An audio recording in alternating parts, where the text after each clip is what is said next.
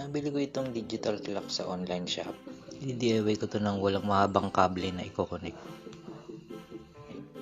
So, nilahan ko ng dalawang 18650 battery holder. Pasensya na nga pala kayo sa kamay ko kung madumi. Nag-paint kasi ako ng terrace. So, dinikit ko ang battery holder ng double-sided foam tape. Tapos, pinutol ko ang power cable nitong DigiClock para makonect ko sa wire ng battery holder.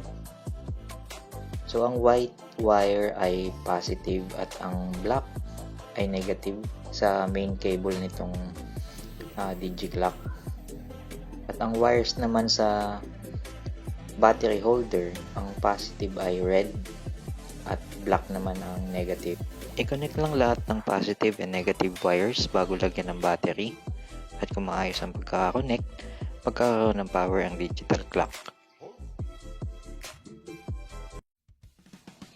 Tips nga pala sa 18650 battery, maraming nabibiling online at meron ding mga nabibiling charger. Kaya dalawang battery i-charge nyo siya siguro after a month pa isa-isa para hindi ka na ulit mag-setup ng time sa clock.